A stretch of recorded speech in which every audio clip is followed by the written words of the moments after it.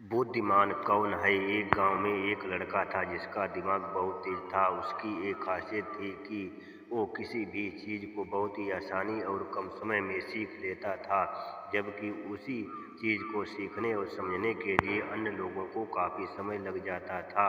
लड़के की ये ख्याल दूर दूर तक फैल गई।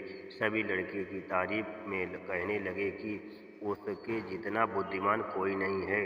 लड़का चित्रकारी, मूर्ति बनाना, गीत गाना जैसे अन्य कई चीज़ों को जानता था।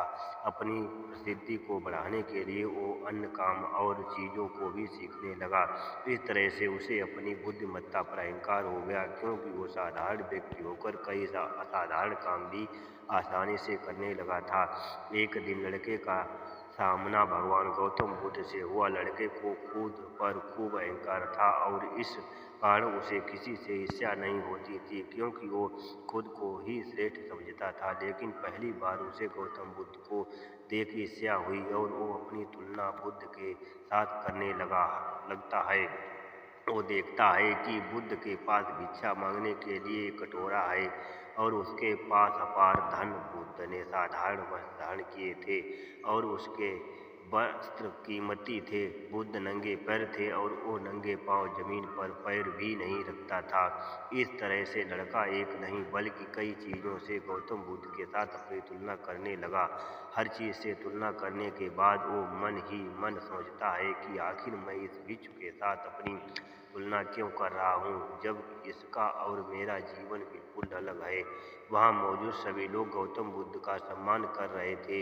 लड़का सोचने लगा कि आखिर इनमें ऐसा क्या है जो मुझ में नहीं है, जिस कारण मेरे भीतर इनके प्रति ईर्ष्या पैदा हो गई। अपने मन में चल रही जिज्ञासा को शांत करने के लिए वो बुद्ध के पास जाता है। वास्तव में गौतम कौन है बुद्धिमान। बुद्ध के पास जाकर वो कहता है, मैं इस गांव का सबसे बुद्धिमान व्यक्ति हूँ और आप अपने आसपास जो भी देख रहे हैं, मैं वो सब करना जानता हूँ। मैं किसी भी कार्य को बहुत कम समय में सीख लेता हूँ, इसलिए सभी लोग मेरा सम्मान करते हैं। लेकिन फिर भी आपको देख मेरे भीतर ईर्ष्या पैदा हो गई, इसलिए मैं जानना चाहता हूँ कि आपकी उपलब्धि क्या है। सभी आपको इतना आदर सम्मान क्यों दे रहे हैं।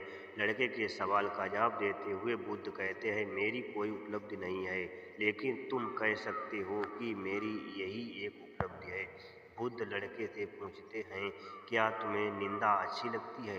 लड़का कहता है कि भला किसे निंदा अच्छी लग सकती है। बुद्ध कहते हैं कि जो तुम्हें अच्छा बुरा लगता है, मैं इनसे भी ऊपर हूँ। मुझे ना निंदा सताती है और ना अपनी प्रशंसा से प्रसन्न होता हूँ। यही अंतर है तुम में और मुझ में। बुद्ध कहते हैं, तुमने सैकड़ों काम सीखे, लेकिन सबसे जरूरी काम को सीखना भूल गए। लड़का पूछता है, कौन सा काम।